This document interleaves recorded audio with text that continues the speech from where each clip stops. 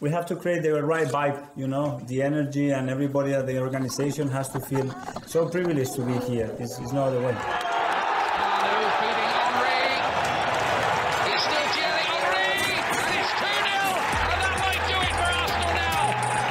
Thanks for listening to the Purely Arsenal podcast. Please follow us on Twitter at PurelyArsenalFP for all the latest Arsenal podcasts. Welcome to the Sit Down with a Purely Arsenal podcast. We're back.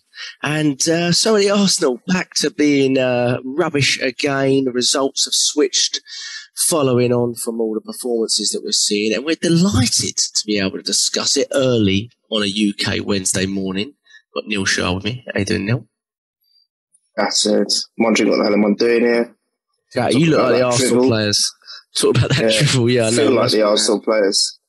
Incredible, isn't it? Thanks for having me on, guys. We are going to try and be positive, we're positive in our tone, always, like what we're saying. But we've got James Johnstone, bright and early. James, how are you?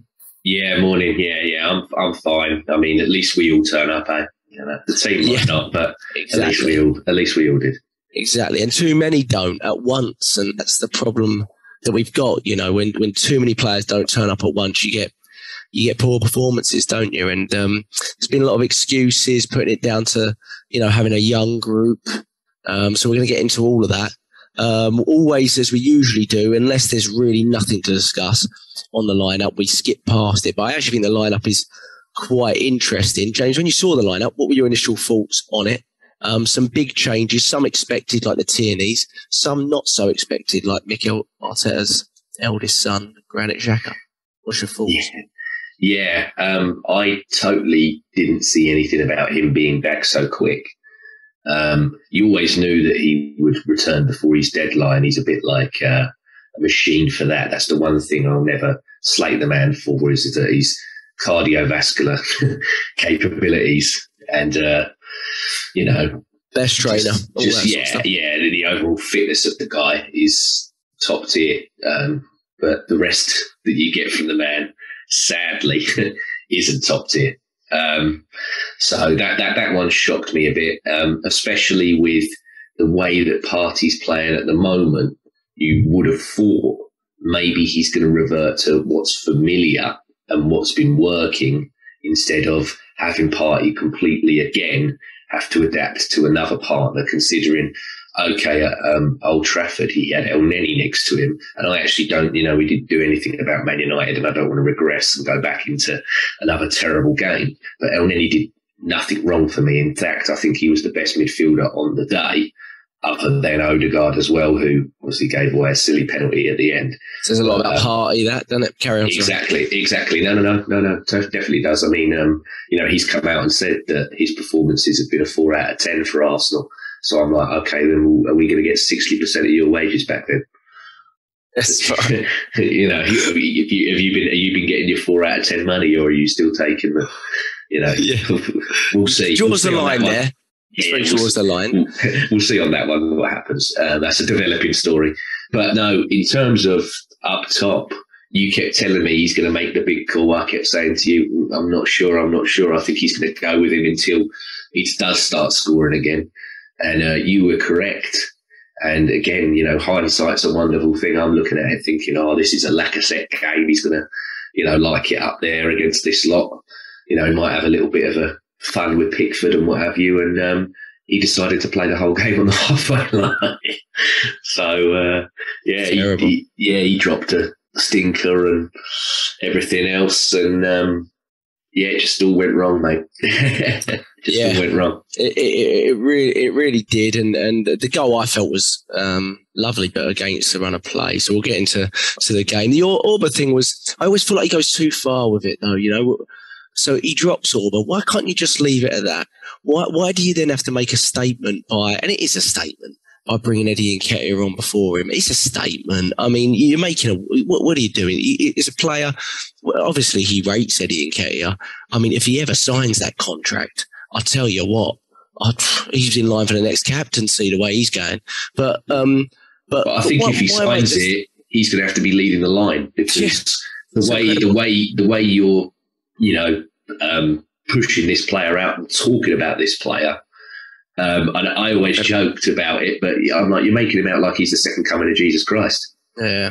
So he better be your main strike. You know, I'm worried that we're not going to buy anybody because he thinks that Eddie Nketiah is that good that he can be the striker for Arsenal. Oh, and I'm sure that's part of it, trying to convince this player. But why are you hanging your hat on that? And again, whether you like it or not, I don't want to get into this too much now, but when you drop Aubameyang, which I think is an absolutely understandable thing to do, I mean, we'd all been saying it for weeks. Yeah. You also have to keep in the back of your mind that this is a player that I personally gave the biggest contract at the club, or convinced the club to do so, and I personally kept as captain. So you can't go too much the other way, because if you go too much, you can drop him. Absolutely, make it. Try to install that fire back in him. But you can't go too much the other way because you're the one that's going to get ruined for it. You know. So I just think we'll get back to the substitutions. We always have issues with substitutions under this manager. Before we talk about the game stuff, what is in the game, I thought Mike Dean will be delighted that we're going to mention him first, but. Neil, ref decisions first. Let's start with the two. Well, there's more than two, but let's start with the two specific challenges on the Arsenal players. One on Tomiyasu and one on Tavares. What were your thoughts on those two? Mike Dean. Yeah. Yes. Well, it's always, isn't it? Absolutely pathetic. I mean, I know you guys are very good actually of not using things like this. How can you say, use it as ammunition, as an excuse? And I'm not doing that at all. I think I've probably done that a little bit more than you have, in the sense that I've been upset about decisions, thinking there's some kind of agenda, or I wouldn't say conspiracy, maybe conspiracy is going too far, but there is something not quite right with what's happening. I used to always believe that it's about good and bad luck, and we all get a fair share of that. Every single team does. But lately, some of the decisions and the officiating that seems to be transpiring around us seems to be getting, I don't know, it looks like it's blatant to me. I mean, Tomiyasu, the guy's gone in with his studs. He's scarred his face. There's blood. And you don't even get a booking. I don't even remember if he talked to him. I don't even think he approached him. And that is disgusting. And I know we always use the one that said if that was an Arsenal player, it would have been an off, red straight away. But I reckon if that had been most other players, that would have been at least a booking at the minimum. I'm not sure it was even reviewed, was it? Was it reviewed? No, I don't think so. Nothing. That's incredible. I mean, that's incredible. The guy had a scar afterwards. There was blood. I mean, what more do you want? I put a tweet out saying, what does this guy want? All of our players to suffer compound fractures before he brings a bloody card out. I mean, it was happening throughout the match. Saka was getting smashed to pieces. A little bit reminiscent to what happened to Reyes in that Old Trafford clash. He was just getting smashed out of the park. Duncan Ferguson, great tactics. And there was other issues, but what's his name? Godfrey. He could have been. Is it Godfrey? I don't know what his name is. Whatever his name was. For the stamp. He could have been sent. He could have been sent off twice. Yeah. And he got one yellow card. And in fact, wasn't he involved in the block later on when we had a chance? So if he'd been off the pitch, and that's what I'm saying. I'm not using that excuse. Look, I think we were absolutely awful. I was saying to James before, when you went off for a second, Jack, I was going to turn off after 20. I've never turned off. I know we was threatening it as a joke, but Sure. Every week we threaten it. Yeah, I was sitting with my mum. I said, Mum, what's your celebrity to get out of here? Because this is, I'd rather suffer that than this, because this is absolutely diabolical. We've just gone through the same thing with Man U, where after we got that goal, we just sat back and did nothing. And we're having to watch it all over again. It literally was backwards, sideways passes. I just could not believe nothing. And I know you're going to talk about that later, so I won't step on anyone's toes. But the officiating, I'm sorry, was absolutely diabolical. And I'm saying now, something has to be done. Why can't someone in the Arsenal back room say that ref, can someone look at that decision by the ref? And we have to be better at surrounding the ref at that point. No, I agree. I think we do. I agree with that, and we don't see enough of it, We see it in snippets, don't we? We applauded it. We applauded it a couple of weeks, I don't know, a couple of pods ago, a couple of games ago, where they did do it, and we thought, yeah, that's it. That's more like it. That's what we want to see. But that's not consistent. But the point is, all right, just park that aside for a second. I think something should be done about this because some of these decisions are so blatant, Jack. There's something not right for me. You know, and as you said, it's not just one or two. It seems to be several. Now, look, other people are going to say, and I'm sorry again if I'm going a bit forward here, that, well, okay, well, hang on a minute. You're going on about how much you think Mike did is this and that, which I think he is, yes. But you got away with 2 VAR decisions. Well, no, he didn't get away. The point is that VAR decisions were correct. If you think about that time Lacazette was given offside for a toe, do you remember?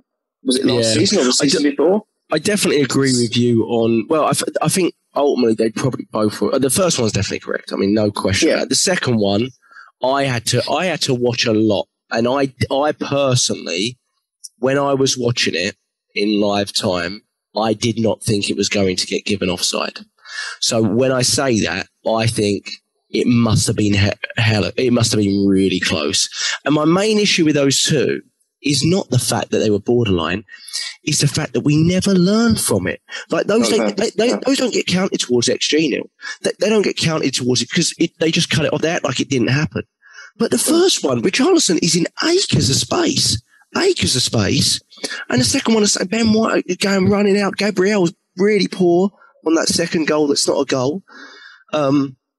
And our line again, I mean, Tomiyasu's a little bit lucky on that first one, to be honest, because he almost plays him on. But again, it reminded me of the Villa game last season. Do you remember the home game against Villa last season? First 90 seconds, they scored. And it got disallowed because basically one of their players blocked. You're right. We had the warning signs. And I watched that and I thought, we are really lucky. And although you're probably right, both decisions were probably offside, I think certainly the second one is really lucky. It's really lucky for it to be offside. We've not played a blinder there and played him off. We've got out of jail there big time. And then who goes and gets the first goal? Richarlison anyway. So you've let it. It's just like insanity. But that's the thing that concerns me, because actually the defence is one of the things that have been improving of late. Even when we've been losing, we still think that, all right, defensively, actually, we haven't been doing too bad. So what was happening here? You had two occasions where you're giving a warning sign, as you said, Jack, quite correctly. Hang on a minute. Pull your socks up, lads, because you're getting caught out here. And these decisions are very, very touch and go. So the third one might be given. And of course, it was a legitimate goal. Didn't even have to go to VAR. So yeah, that is a concern. If we're not creating anything, and we're not scoring, the least we can be doing is keeping our defensive lines in check. But that I don't know what it is. And this is, again, there's a lot of people saying you can't blame the manager, it's the players. A lot of people are saying it's the players, not the manager, or it is the manager, it's not the players. And you've got some saying it's a bit of both. What is it? The problem is there's no point sitting here thinking what it is. It has to be sorted out, because we're going into another phase now, a really bad phase, as we did do at the start of the season. We were talking about this a few pods ago. We have to show consistency. We can't do 1 win, 2 losses, and then another draw. We did a good run, and then it's dissipated again, completely dissipated. And where are we now? We thought, James, you as well, I'll shut up in a minute, but we thought December, we're going to go unbeaten. I'm now thinking that we actually could even bloody win a match in December.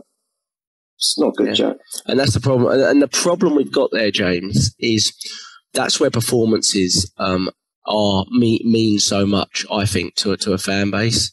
Because when you've got the performances in the bag, you lose a game like you do against United or a game like this, you write it off. But when you see games like this, you basically say, actually, when you look at it, it's been coming. Like a large part of it suggests it's been coming, I think. I mean, over that 10-game unbeaten run, I look back at it, I go through every game, and I was impressed by Leicester, but mainly because of defensive resilience after 30 minutes and the way we started. But other than Villa at home and the first half against Tottenham, I had the same concerns I've had for the last year and a half, to be honest. I had the same concerns. I mean, the fact that your goalkeeper's the man of the match in most of the games is just a big red flag, I think, for those games. Do you know what I mean? That's not normal. That's not how it should be for every game that you win. It just shouldn't be that way. So let's get into the game a little bit, James. I mean, it was an awful game to watch. It was terrible for both teams. Were terrible, a bit like Man United, but there was more goals in that, which made it a bit more entertaining, you know. But what we were overall thoughts? So anyone come out of it with any credit for you in the end?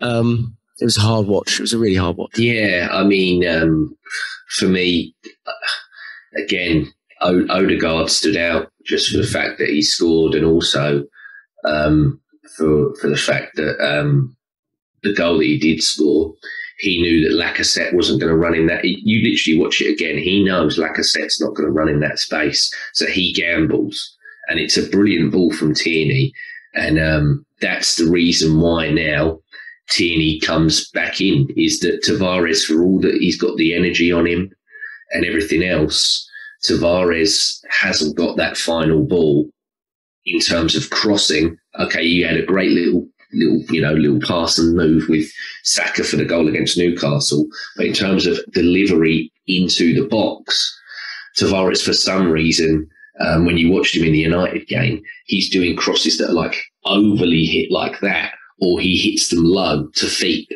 Tierney's trying to get your heads and everything out. Do you know what I mean? And that's the difference. And we got a goal from it. I mean, you look in the second half, and I'm jumping ahead. Tierney puts in a lovely ball again, but there's just no one there. There's just no one there. You know, that is where you look at it and go, if Olivier Giroud's still at this club, that's a front post. You know, he's on his slide and he tucks that in. You know, it's happening, and that's probably the striker that we're going to try and look at potentially buy, is that kind of player that's like that. But no, the whole game was absolutely terrible. Again, you're relying on individual brilliance from two young wingers to maybe get something that we score from.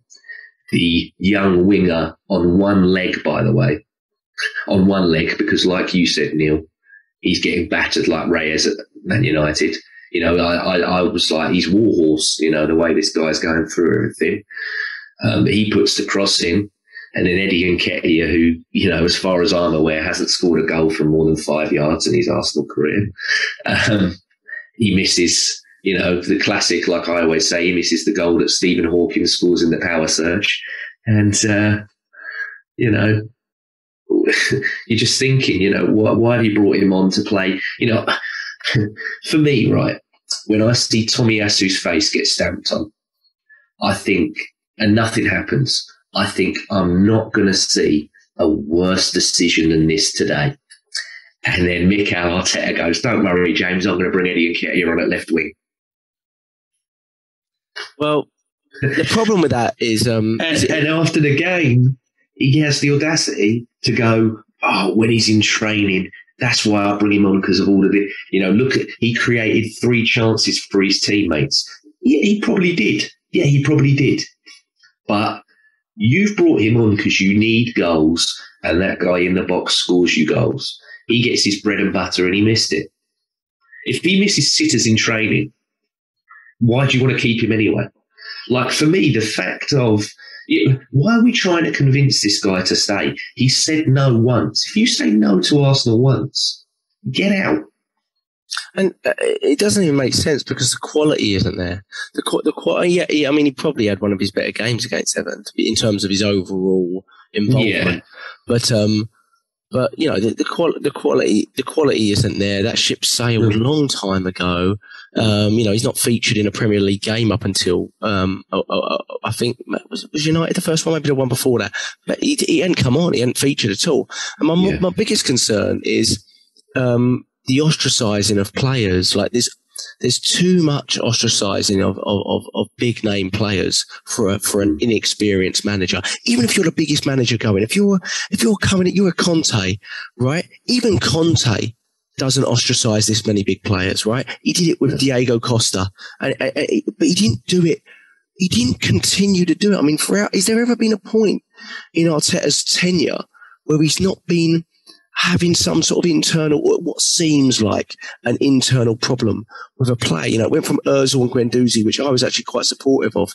There's big question marks over the things that are going on with Saliba. Of course, we're speculating there, but you put two and two together and it does seem dodgy. Aubameyang, of course, you know, got the last season issue with turning up late and etc. And, you know, I agree to a certain degree. You've got to set a standard. You can throw Maitland-Niles in there. Niles, Pepe now. Yeah. Well, I mean, there's no coincidence since the Palace game, Pepe's played 5 minutes. So you know, there's an obvious, you know, disconnect. You know, you had Saka injured and it's not been Pepe. You've now had Martinelli get injured and it's not been Pepe. So there's obviously a problem there, you know, and he's had problems before with Pepe, you know, the Leeds incident, now he spoke about it. Yeah. I just feel as an inexperienced manager, you really have to pick your battles, you know, because at the end of the day, you need the support, and the biggest characters in any side are the guys that are the biggest names, generally speaking, whether you agree with that or not. That's just the way it is. So my concern here is when he brings those players back in, which he inevitably will have to do, he's going to have to bring Aubameyang back in. You know, he's going to lose them a little bit again. He's going to lose their belief in whatever he's trying to do again. And that's where we see these issues with his performances. So when I really get annoyed when people start to say, well, with young, inexperienced side that we've backed here, you're bound to get young, you know, poor, inexperienced performances. I completely disagree with that. Yeah. I completely disagree. Yeah, Ajax have had a side of 21 in 18-19 season. They went all the way to the Champions League semi-final. I mean, you know, Arsene Wenger, in his peak time, I know you don't want me, but in his time, really young sides, they were not as poor as this. No way were they putting in performances like this. They weren't 16th in the league for chances created. And not being able to create a good chance in a game. The thing there is, Jack, is that they had men that could carry them. There is no one here that is an experienced player that can carry these lot through. And that's the biggest problem. I mean, Gary Neville and Carragher, when they're on, you know, they are Marmite. I prefer listening to one to the other. I'll say that much. I think everybody can guess which ones it will be. But Gary Neville said it on Monday. He went, there is not one of those experienced internationals that can carry them lot through. And he said, you know, last season, he went, okay, he's won everything in the game bar the World Cup and everything else. But he said David Luiz was the biggest influence on all of them. And he's like, I rest my case. And he said, and now that he's back from injury, Granit Xhaka is the biggest one and he said, when it's Luiz and Xhaka that are your two main, you know, ones that you turn to, he's like, come on. And I'm like, yeah. The problem there, though, James, is it's his decision. Yes. He's made the decision to give Orba the contract and make him one of the experienced players. He's made the decision to spend 50 million on Thomas Partey. He's made the decision to keep Xhaka rather than sell him for 10 or 12 million and go new and fresh. Yeah. You know, I mean, what does it say about Lokonga when you've not even played Granit Xhaka in an under 23 game, and you've not only put him back into the lineup, you've played him for 96 minutes in that first game. In a game that's must win as well. Like, it's a high pressure game. And I'll freely admit, he weren't that bad. He wasn't alongside Thomas Partey, wasn't he wasn't absolutely terrible. You know, Granit Xhaka isn't the reason we lost that game. We lost that game again because of a collective and because of the fact that for whatever reason, these players and people go, oh, once they cross the white line, it's on them. The instructions is wrong, Jack. It's, you know, they are not, when you watch them when they play for their international sides even, they are not playing this turgid, embarrassing, you know, rubbish football. I mean, I mentioned a few podcasts back that the way that Ben White is going at the moment, if I'm doing any kind of data analytics on how Arsenal play, I'm stopping him because he's the one it all seems to go round and round, comes back to him. He's going to try and hit a ball that beats my press either that way or that way. The concern I had... Well, he couldn't do that against Everton because Partey and Granit Xhaka, especially now that Xhaka's back in the game, has to run through him, are doing what he's doing. So he dropped an absolute bollock. He was terrible. He was absolutely terrible. I mean, Gabriel wasn't any better. And that was the issue, wasn't it? Gabriel is usually the stale. I was the one that holds a fort. I was very, very unimpressed with him. I think the Richarlison had him on toast, and Michael said it with the way that Che Adams done him last season. He reverted back to type for me. He did not want any of Richarlison. And just before I let you come back in, Neil mentioned about the defensive work. In our last 3 games, the ball's been in the net 11 times. Seen 22 this season, 9 more than Wolves. Well, this is it. I mean, okay, at home, it's becoming more of a fortress per se. But when you ship 11 in 3 away, your defence ain't that great. And I think that's, a lot of people will, like you said, Neil, it's hard to distinguish whether, it's players, but we haven't really, for my money, we're leading into the cup final, maybe to a certain degree, but had a coherent way of playing, going forward, attacking, creating on a regular basis. Even when Tierney comes back in, I thought Tierney was solid yesterday, but it's very one-dimensional. We force that. We force it out to Tierney. We force it. It becomes so easy to play against. You know what we're going to do. So they just go, well, yeah, let him have it. And obviously we scored from one of those instances, so I'm not going to say it's all bad, but it becomes so predictable. The way we play, this donut of shame, just looping it out, Xhaka to Tierney. There is no variability about the way we attack. It's just so mundane and boring and slow. And it must be so easy to defend against. There's no wonder we can't create chances on a regular basis. And that's why we hold on to the chances that we miss, because we know we're not going to get another one. Oh, Aubameyang's missed last minute. Oh, no. Because we know we're not getting another one, right? And Aubameyang probably thinks the same. He's going, God, I usually get 4 or 5 of these, but I'm not going to see another one of those today. But Neil, I mean, going back, we have to. It's really hard to avoid coming back on the manager, and I'm trying to hold off on that for as long as I can. But it's going to come to the point where we're just going to have to discuss it, I think. But my concern, Neil, more than anything, is we always talk about lineups, don't we? Before the game, I'm always, James, tell me your next lineup for this game.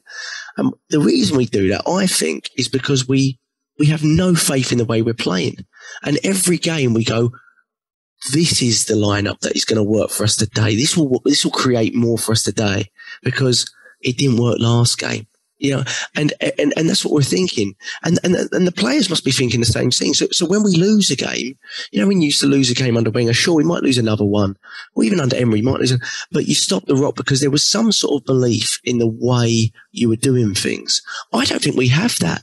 And for young players, that's the worst thing, because then it can just spiral, right? So remember last season when we had that 11-game run where we didn't win a game, or we had one win in a 9 or 10 or something, because I don't think there's a belief in the way we're moving the ball, the way we're progressing.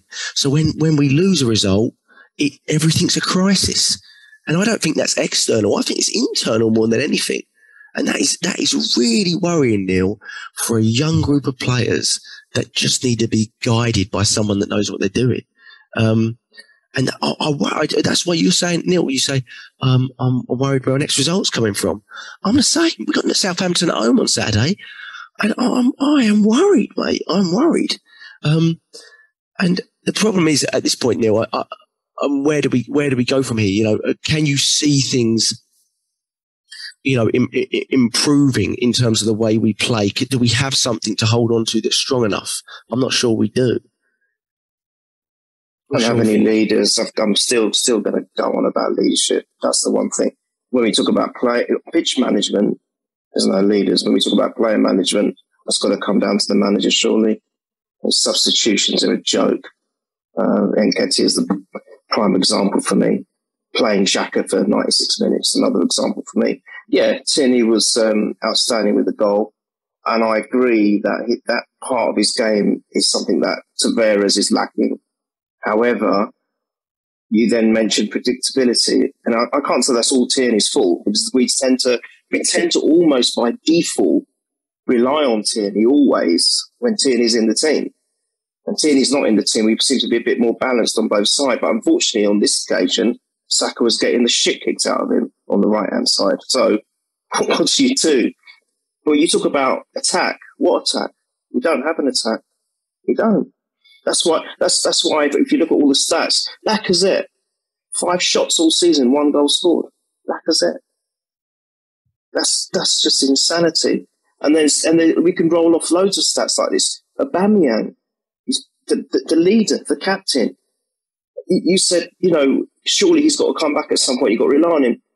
We haven't been able to rely on him since he signed, Jack. So I don't agree with that. I don't, because... Again, that comes back to the player-manager thing. Is it the player who scored everywhere he's gone in his whole career, or is it the manager that we've now got a player that is performing? He's light years away, Neil. He's not even a little bit off. He's light years away from where he was. He looks like done. He looks done.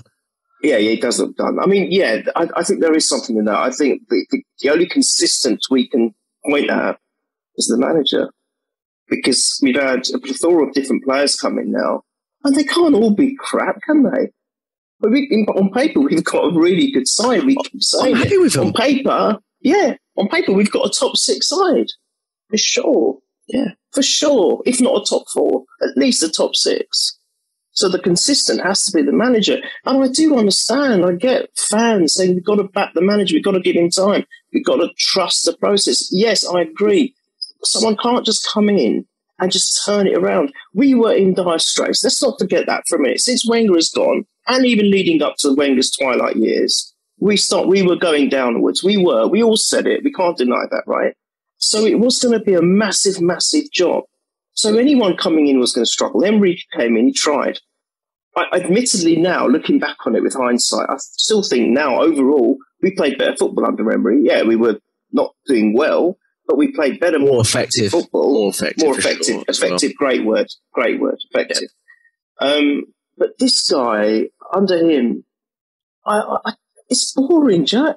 It's the worst I've seen. I saw the latter Graham years, and it's the worst I've seen. It's the worst For me, you were saying, is there any highlights of that game? The only highlight I had or saw was the goal. One moment in the match. Oh, great goal. What a pass. What a pass. But that's quite damning. If you can only pick out one, you know what I use as a judgment for a good game is when you actually talk about it like we do on the pod these days, and then you finish the pod and you think, shit, I forgot to mention that, because there's just so many things to pick out. Now it's like you're scratching your head. What was good in that game? That is damning for an Arsenal Football Club. Bad. So yeah, I think the manager is an issue. We're not going to get rid of him, Jack. He's going to be with us till the end of the season. Oh yeah, I think he's with us till the end of the season. There's no way. I know you guys are talking off air that it may be December, but I don't think I think he's going to be with us along till the end of the season, and then there's going to be a judgment. Yeah, that's actually why. I mean, we're all devastated after games, but I don't know if you notice it, because we talk by text and we're not talking directly in person straight after games. But I've actually got sort of like a very relaxed view on every game at the moment, and I've had it all season, to be honest. Even when we've gone through that run, I've been very much, I am expecting the worst anyway, because even in the summer I said, if you're gonna back him off the cliff, but at the end of the day you could change all 25 players, but you're going to end up with the same person guiding them. And I'd already lost faith. I'd lost faith a long time ago. I mean, you can tell by my tweets, people tell me I'm some sort of agenda-driven Arteta out person, but the truth is I just lost faith. I'd lost complete faith in what I was seeing, and nothing has really changed that, even the little revival that we had. Why do you think, though, James, that not so much in this game, because I felt when we scored it was actually a bit against the runner play, to be honest, because I don't think we were really showing anything. But why do you think when we do go up, we have this just nature, even you could take even the Leicester game, this nature to just revert back into this extreme low block defensive mode, which is not controlled whatsoever? I mean, we do it time and again. Yeah, because we've got a manager there that he's a bit like the national team manager in that it's always don't lose instead of don't go out and try and win. And so you sit back and you get stung, you get slapped. You get slapped up. I mean, that for me was just a knockout blow. I mean, I've already, I lost it with the Villarreal last season, the first semi-final when he went false nine. That to me, I just went, well, I thought, well, that's it. Other people have lost it before then. Other people have been on him since the beginning, since he was appointed. But, I gave him the time I've given him. And, like you said, everybody that signed in the summer, no problem with them whatsoever. But again, let's look at the evidence that's been presented to us, right? When he come in, the players that he had, okay, he lifted them and got them to a cup final and he won it. Fantastic. What a day. It was a great day, considering the circumstances. Over here, the restrictions were lifted. We could go out to a certain extent. You weren't allowed to stand up on the tables and have a sing-song and a dance and everything because you would have got shouted at, but as best as I could, I was in a pub and I had a good time watching it. You look at the players that he had there. Which of them, other than the youngsters, has he improved? None. He brings in Cedric, he brings in Mari, he brings in Willian. Were any of them game changers really? No. Again, this summer, we splashed the most out of anyone in our division. And Europe, I think. And Europe, yeah, I think as well, yeah. Maybe, yeah. And has that made us game changers? Okay, we're a bit more resilient here and there, but are we really? Because if you look at it, the sides that we played, they weren't really scoring goals anyway. Okay, Newcastle scored more goals than us than we played them. But, and we've got a goalkeeper now that's better than a bloke that's got biscuits for hands, as we've mentioned many, many a time. So that helps us. But, and again, it comes back to what Neil's just said. What's the constant? It's the man in charge. So it's like you've been given, in a way, 3 teams. You've had the one that was already there under the previous manager, and you got a momentary lift out of them. You then go for your old plan of, these agent-driven type signings.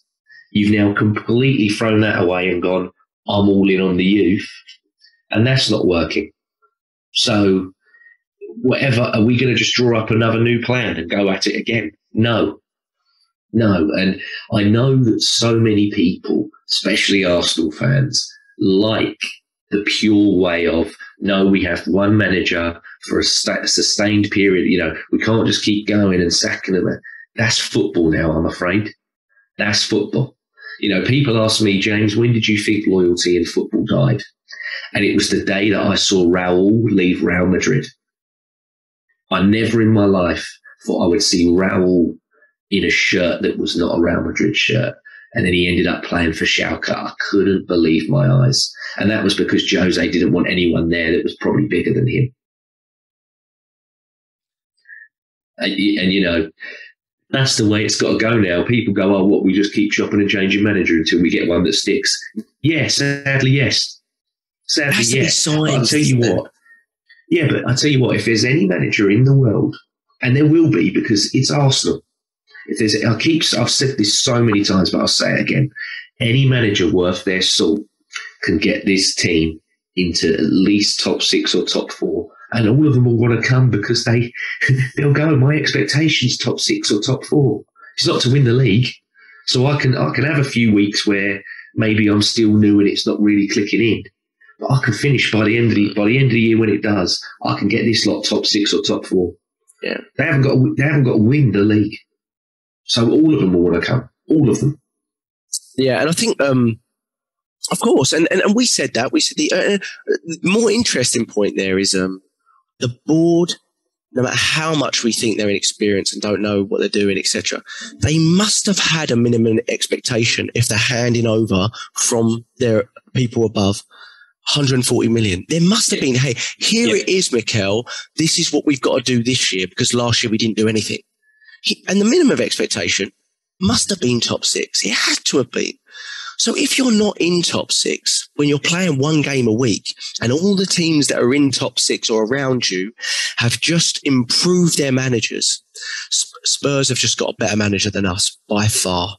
Man, you have just got a better manager than us by far. I mean, there's a chance he's basically a renewed, peak Wenger, this bloke, but maybe not. But he's a better manager than ours, without question. You just have to look at their CV. So, to be honest, as soon as those two teams changed their managers and got someone proper in, I basically felt like I'd given up on this season at that point. That was a couple of weeks ago. I went, that's why whenever they were changing their managers, I was going, no, get this bloke in, get this one, please get him in. And I think that's a really bad sign. If you're looking at it going, well, we could sneak top 6 if, West Ham keep getting injured centre-backs like they've been getting and they stay in Europe for a little while. And if Spurs stick with Nuno for a while and Man U stick with that means you're really lacking belief in what you're actually seeing on the pitch. You're hoping everyone else screws up so you sneak in there. And it's just top 6 that we're talking about. This is the thing. West Ham, mate, as much as it pains me to say, West Ham have a set plan and a set style of play of how they approach every single game. So even with these centre-back injuries, whatever ones they bring in, they're still going to be a threat. I mentioned it a couple of podcasts ago. When Arsene Wenger was there, you had Senderos and Flamini playing at left-back, and he got to a Champions League final with them because there was a set... Okay, obviously, you had, like I mentioned earlier, you had characters that could carry it, but there was a set way of this is what we're doing and this is how we do it. And at the moment, whatever the set way is, whatever it is, I don't know what it is. It's just individuals trying to do something. Look at it. Look at it. United was the worst for that because we scored, we looked okay, did the same thing again and gave them all the confidence and didn't start playing at all again until we were forced to a 2-1 down. But even then, what you're relying on is basically basically it was Martinelli. You're relying on Martinelli to run around and do 2 or 3 players to create something. There is no system as to us creating repetitive volume overload of chances. It's just all off the cuff, hoping for your individual talent who are young and inconsistent, just like young players are, whether they're good or not. And I think we have some great young talented players, but I also think we're going to lose great young talented players if we stick with this for much longer because there is no guidance here. They are not going to progress. In my eyes, Saka and Smith-Rowe, I'm not certain we're seeing improvement under them. I actually think Saka should be doing a hell of a lot better than what he's doing right now. Under a top coach, I think he would be. I think he would be right now. I think he would be continuing on the trajectory that he had last season. Instead, we're seeing him stagnate. I saw him got the ball early in the second half yesterday and he retreated and went back to the midfield when he was 1-on-1 with a fullback. I went, how many times has he done that this season rather than little Jimmy inside and bomb, top corner or whip it in or get a shot off? And I think we are going to start to see regression. And you know what we're going to do? Fans are going to start to go, this youngster isn't what he was. He's not as good as we thought. And we're going to start hitting into 20 and 21-year-olds who have all the possibilities in the world, but because they have no guidance, we're going to start hitting into the youngsters. And I'm not willing to do that personally. I'm just not. Do you know another thing? I don't know what the stats are. I'd love to see it. How many times have we actually come back from a losing position and scored, late on in games? Do you remember under Wenger, even under Emery, we finished games so strongly. We are an unfit team. We are an extremely unfit team. We don't finish games. We finish games terribly. Yeah, I only remember Palace and Lacazette bailing him out. That's the only, and that was out of the blue, to be honest. Yeah, it wasn't like we were pummeling the goal. No. Do you remember under Wenger, even in the he'd bring on sometimes 4 or 5 strikers, and you'd be like, I don't even know what we're playing here. But we would absolutely pummel the goal. Even if we wouldn't score, it would be unbelievable intensity in that latter stages. And you'd be going, I remember it. You'd be going, oh, where has this been all game? But under Arteta, it's like if you go a goal down, you're almost writing the game off. You're going, that's it. If we went a goal up, we'd have something to hold on to. We might be able to hit him on a break and sneak one, which is basically what we did at Leicester. We had that hope. We had that slight hope. That's the thing. That was the difference. Now you just look at it and think, you don't have the hope anymore. It's not just hope as well, Neil, though, because back then, even towards the latter stages of Wenger, right, we had a bloke that come from Chile that was called Alexis Sanchez, and that guy was like, oh, fuck all these 10 behind me. I'll do it on my own. I can't be bothered. Even if the manager was, he'd be like, I'm not even listening to you. I'm just going to go out here and do and he was clinical at it. Yeah. And the sad thing is, the closest we've got to that right now is Nicolas Pepe. Stats say. Yes. The closest we've got to that right now is Nicolas Pepe. And he's ostracised. I'm not saying he should be starting. Oh, he's finished. But come on, you can't not bring him on. Nice. Yeah. Look at the pictures. He's finished. Oh yeah. Well, it'll be very interesting. I don't want to. I feel like there's so many games to talk about in this month. On paper, it's not all doom and gloom. 3 or 4 wins, and you're back up there. No, on paper it's all doom, but you've got to look at the mentality. You just mentioned about we're not fit anymore, right? I don't think it's just about the fitness. I just think the players just don't want to give because they're not being directed correctly. And you think about it in any job, it's the way. If you lose confidence in your hierarchy and you think, what the hell am I doing this for? Even if you're the fittest person alive, it ain't going to make any difference because mentally you're not prepared. Because mentally you're thinking, well, what's the point? And you're talking about the young players. I am deeply worried about that. We've already potentially lost Saliba, who I thought could have become one of the greats. We're going to lose Balogun on loan for sure now. And is he going to come back? I don't know with this management style. There's other players and you're right about Saka. Actually, I never even thought about it. There were so many times that even the commentary, which I wasn't too pleased with, but they were making good points about the fact that Saka should be a little bit more deeper in some of these crosses and stuff and the way he collects them. And that's down to guidance. They were blaming the commentators were blaming the player, but is that the player or is that the guidance? So it's all these things. And, the why we've been getting so much, if anything, where Saka and Emil Smith-Rowe stood out from the rest, is because they're so good. We said it before, because they are so good. It's almost like Arteta doesn't even have to coach them because they're so good. But now even his coaching styles may be starting to hinder them a little bit now. And he's not taking them to the next level. So it's all these things. So we're going back to that constant. Who is the constant? Who is the constant here? It's got to be Arteta. And he's not ready. You think about it, I might be going back on my words now. I honestly believed in him. I truly believed in him. I thought, this guy's got something about him. He has got the credentials that we've been hearing about, that he's the one that's the brains behind what is happening at Man City. It's not just about the man at the front. And you think that actually this guy's got some intelligence about him, etc., etc. I had that belief. Now it is apparent he's just so inexperienced. You can't come into Arsenal as your first job and turn around. Even I said it before. Even if we were winning quadruples, it still would have been too big a job for him. Right? We were in dire straits. You needed someone with a lot more experience to come in to steady the ship. And I. See, the problem is, I always think of it from what is the board thinking? He's got 18 months left. He's on $4 million a year, right? So whether we like it or not, or whether people say he's not going to get sacked, and I agree, I tend to agree. At the end of the season, they've got a decision to make. No question about it. You don't finish in top 6, you can't give him a new contract. It doesn't matter how bad the board is. It cannot happen. It will not happen. I don't believe it. It can't happen. He's gone.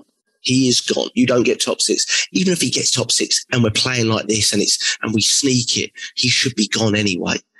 From my perspective, I find it quite interesting that Arteta never struck me as a go youth manager. He never did. He always spoke about having talent and you're only as good as your talent, the Pep mould of having the best players.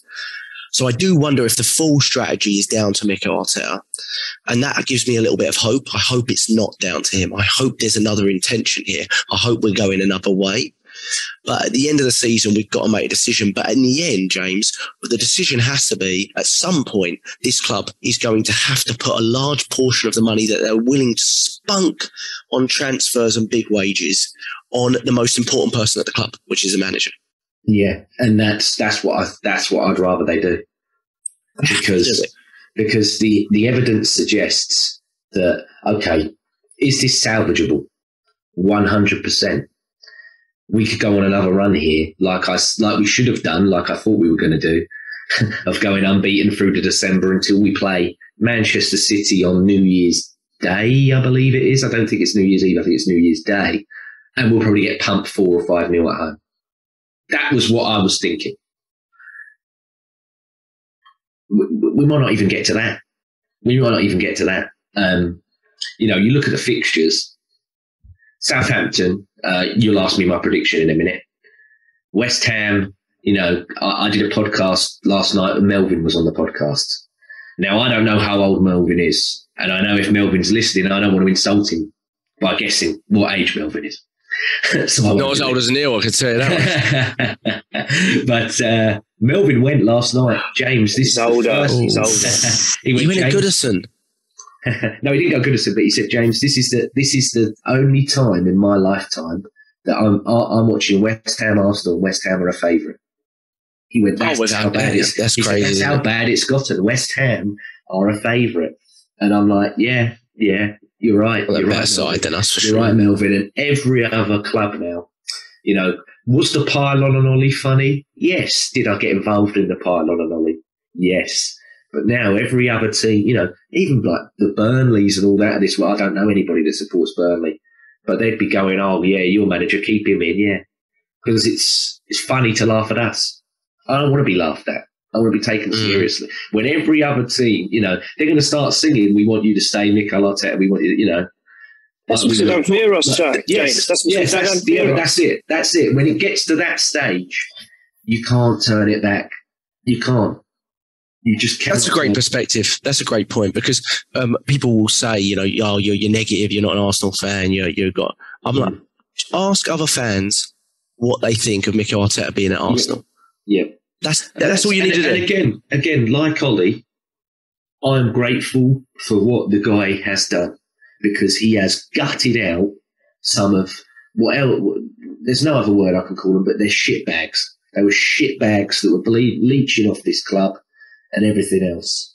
And then whether it's his idea or it's a commercial strategy, in the fact that they're like, look, you're signing these Cedrics, your Willians, but there's no resale value in them. Let's get these youngsters in. Let's give them 2, 3, 4 year deals. Hopefully within year 2, when it gets to the 18 months, like you just said about the manager, they're decent enough. They've been playing maybe top 6, potentially top 4 football. They've had a few appearances for their countries. They've been in European competitions, and they've done somewhat steady in them.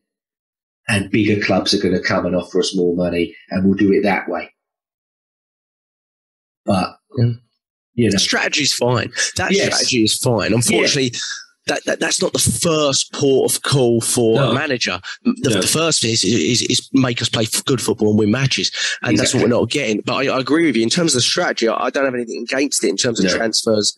I'm not against that strategy. Let's get to predictions, because I know we're coming up to time. There was one other thing I wanted to touch on about it, but again, like there is a decision to be made here. So while I'm quite resignated to how this season will go, I'm still quite excited. I'm still quite positive. I'm quite excited, because I think change is coming. Either change is coming and we see a massive turnaround, which I think is getting more and more unlikely by the week, because the football is so evident that performances breed results. Remember Emery's 22-game unbeaten run? Right? There was signs there that things weren't right, because performances tend to breed what's coming next, and the performances are getting any better. You've got people saying, once we get the forward. I'm like, unless this forward is absolutely clinical, they're not going to, when you get one or two chances again, okay, we've piled in on Eddie, we've piled in on Aubameyang, but at the same time, the way we play football, well, it's not even the service. You get it once or twice. And if you don't shoot your shot, that's it. That's why we hold on every decision, every finish that we miss. I mean, the Aubameyang miss is disgusting. Don't even, we won't even properly go it, but it's disgusting. It's absolutely disgusting. We said it the other week with Newcastle, too casual, believes in his head he's done it before he's actually done it. Oh, yeah. He's way wide, all over. Nowhere near, is it? Yeah. And it's the reaction. It's just the wry smile and the sort of, Yeah. Can't be bothered, James. He's not there. He's not at the club anymore. No. Sorry to say, he's not at the club anymore. Just another Ozil contract moment, isn't it, really? It is. But I don't, again, just before we go, the Tuchel thing with the, we laughed at Chelsea, didn't we? And people saying, no point in sacking Arteta mid-season. Well, I know they've got a completely different squad to us, but they did it. Look what ended up with them. They end up going back in the Champions League and winning it. Now, we haven't got a squad like they have. Who did he buy in January, by the way? Did he buy anyone of any big note in the January? No. I don't think so. No. He just coached them properly. Yeah. Which is what top coaches do. Yeah. He looked at what he had and he adapted it. Yeah, and even if it's the worst case, and let's say Klopp comes in, which he did around this time of the season for Liverpool, he didn't move them. But I'll tell you what, he got them playing. You saw signs. Oh, you saw signs. He got them playing in a complete different way, and every one of their fan base. Because I remember kind of joking with them. I was like, you started seeing the path to success. You don't see any path there. Yeah, absolutely. All we're doing is going around in circles. Yeah, absolutely. And that's the problem here. You're just waiting for the end point because you're losing faith and the data says it and what you see says it. Predictions, whether we say that or not, it's still every game for him now is a must-win game in my eyes. Southampton, no more so than that because, that is probably the most winnable game on paper this month, I would say. And that's with all due respect to Southampton's home game against Southampton. You've got tougher games, away games, Leeds, I think is the next one after that. Neil, what is your prediction? And your first scorer, if there's going to be any goals? 2-0 and Martinelli. 2-0 to us and Martinelli. Okay, you do know Martinelli's probably going to be out for that game, right? Hamstring strain. Can we edit that bit out? Yeah. Just say. That'll be the excuse for that game. Just say another one, Neil, just in case. See, that's the thing. I'm racking my brains. Okay, is Emil Smith Rowe fit? 50-50, apparently. Or okay, we don't know anything. Arteta likes to act like no one is before a game. All right, I'll go off the wall. I'll go off the wall. 2-0 Tomiyasu. Tomiyasu. Oh, yes. I thought he came out of the game with a bit of credit as well. James, what about you? Yeah, so I'm potentially going, but, we'll see. Are you going, Neil? No, next game you're going. No, I'm not going to that. I'm going to the Sunderland game and the Wolves. Yeah. Commiserations to both of you. So we've conceded, what was it, 9 in our last 3 or 4, yeah. Yeah. 3-2. And they've conceded 7, I think, in their last 3 or something. So there's bound to be goals in it. But I think we're going to struggle. I think it's going to be 1-1. You took my result. Damn, I can't see a score in 2. And plucking someone now from the top. Neil's done Tomiyasu. I might as well go the other side. I'll say Tierney. Tierney with a rocket. Probably going to get that way wrong, but then isn't that quite sad that we're all picking defenders to score? That's sad. Well, I don't trust. Evidence suggests it's probably going to be Odegaard again, but who has looked bright the last games? Yeah. Oh yeah. He's not bad for like I used to say about Pepe. He's not bad for a fraud, is he? I feel quite good for a fraud. Yeah, he's the person that I feel most sorry for in the attacking setup because I do feel a proper striker running off him. And you'd see a whole new 100%. I mean, this excuse was given to Ozil for years. Don't have the striker, don't have the striker. But when I watch Odegaard, I do feel he's just like waiting to sort of come out of his shell a little bit. But there's nothing in front of him. There's nothing there. He looks up. Lacazette's right next to him. all right, Lacazette. You're supposed to be up there, mate. It's unbelievable. I'll go 2-2. I mean, us scoring 2 is, there's got to be some big numbers on that. Yeah, it's really bold. I'm trying to be positive, Jack. Oh. I think, I know. I think he's going to revert back to the similar lineup that kind of got us through that 10 game. So I think Aubameyang definitely comes back in despite the way he brought him on. I think he still comes back in. And I'll go penalty, Aubameyang, first goal scorer. You think he's going to score a penalty? Yeah, that's what I'm going to go with. I'm going to say we've renewed that faith in him, and he's come back. He's still going to be rubbish all season because he's gone. But I'll say he puts one away. Because their goalkeeper is going to be Willy Caballero, because both their goalkeepers have injured. So they've signed 40-year-old Willy Caballero to play in this game, and you can bet your life performance of his life. Yeah, or he'll just basically be lying there for 60 minutes because we won't even get out of our own half. Yeah. One or the other. I bet he'll go flipping it. I mean, I thought I'd retired, thought I'd come back from retirement, but this feels perfect. I mean, very good. That's exactly what's going to happen. Again, I don't even start Aubameyang. I'm chucking Balogun in for this one. If you say to me who do I want, I'm chucking Balogun in because I don't trust. With Martinelli injured, I would have put Martinelli up top with Smith Rowe if he was back and Saka. But with all that, I'm just chucking Balogun in. You know, Dennis Bergkamp scored his first goal against Southampton. Henri, I believe, scored his first goal against Southampton. Yeah. I'd love nothing more, James. Is Balogun going to be as good as Henri and Bergkamp? He can't even make scores, mate. Probably not. But that's the guy I would go with. I'd just be. I'm sorry, I don't trust any of the. That pains me because I like Lacazette. I do like Lacazette, but I don't trust him. I think with him, we started to see maybe the start of him starting to think about his next move. Yeah, because you can knock Lacazette for performances, but when you start to see a lack of effort from him, which I think that's what we saw, I don't think you see it that often from Lacazette. No. I mean, he at least gives his all, even if his touch is terrible and it bounces off him. I was watching it going, you're looking after number one here. Yeah, but this is the thing. He's been thinking, I have been giving it my all, and it's gone doing nothing at all. And he's thinking, why should I bother anymore? It's not his fault. No point. The club have let him down as much as he's, so I've got no problem with him specifically. But boys, I was going to say one last thing, but I completely forgot it.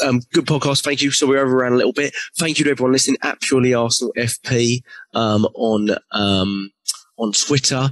We're on YouTube. Go to Purely Arsenal. Find us. We'll try to be back after it's 3 p.m. game on Saturday. So we'll try to do one over the weekend, and there'll be a lot more over December. Probably not that happy ones, but every day is closer to a proper manager coming in. So what can we say?